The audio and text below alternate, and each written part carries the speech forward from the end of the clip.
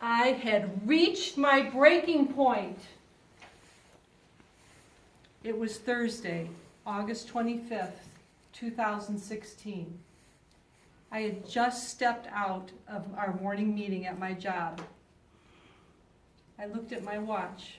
It was 9:30 a.m.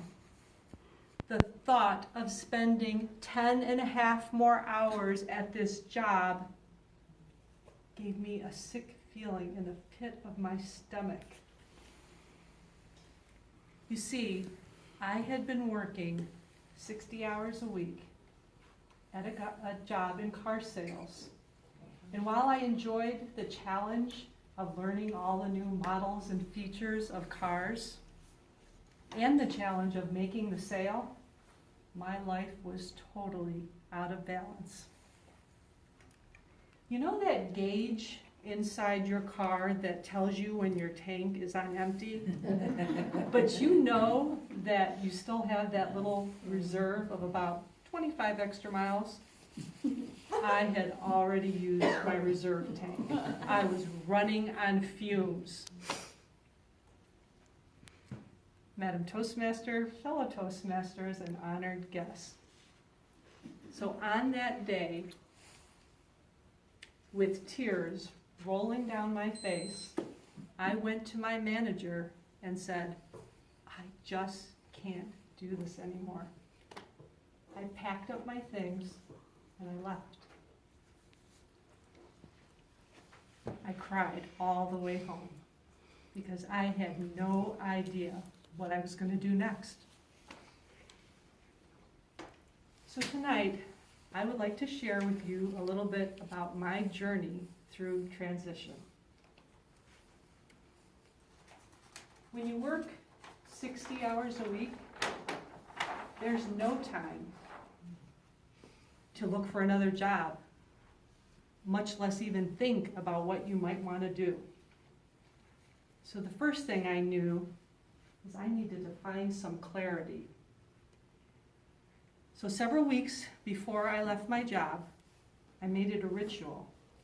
Every Sunday, I would walk to the lake. I would stand in front of this fence, looking out at the horizon, and just think.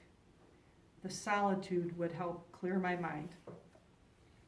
I would think and pray for an answer to what I was going to do with the rest of my life.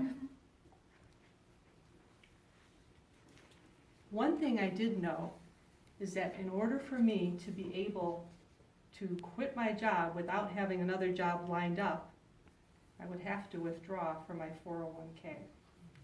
Not something a financial advisor would probably recommend, but it was the only way I knew that I could be able to afford to take the time to figure out exactly what it was I wanted to do. One thing I knew is I wanted to find something that I loved, that was meaningful work, and that I could stick with until I retired. And so what I started to do is think about my past job. One that came to mind that I really loved was being an activities assistant at a nursing home.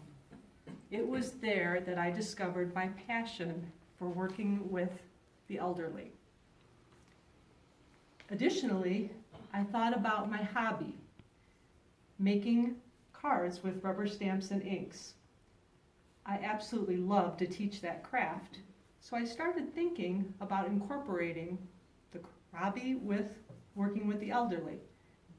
I decided to market my talents to local senior communities, offering to teach classes on card making to the seniors.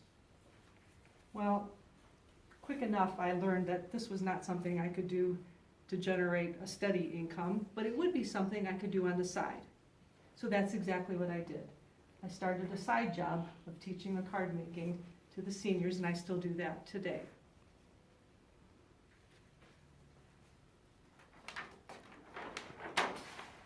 The next thing I did was think about the skills that I already had and the skills that I felt I really needed to improve on.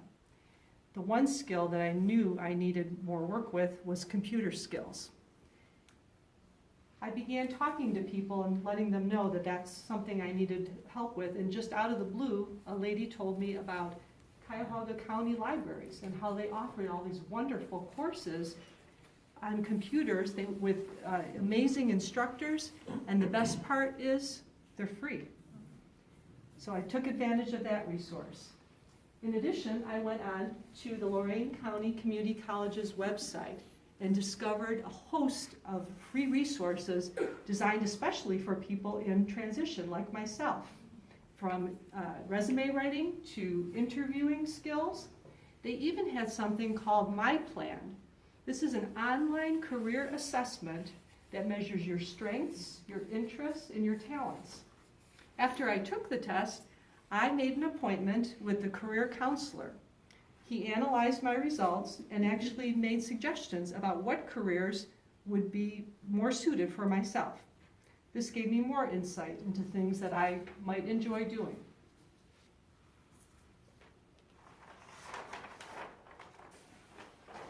Personal development is something I've always enjoyed, and so about a year ago I decided to join Toastmasters International Club. This is designed to improve communication and leadership skills. I love going to the meetings because I get to meet with like-minded people, learn something new, and help develop my leadership and my communication skills. In addition, some of the other resources I used was I would watch TED Talks with inspirational speakers. I watched YouTube videos and books, reading lots of books.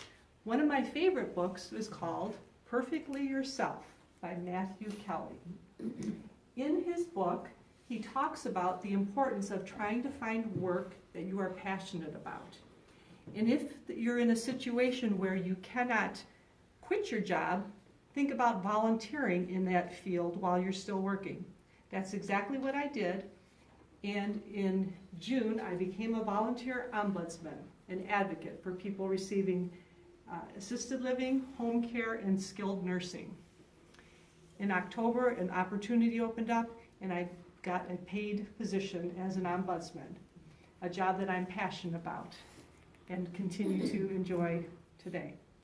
In closing, I would like to leave you with one of my favorite quotes.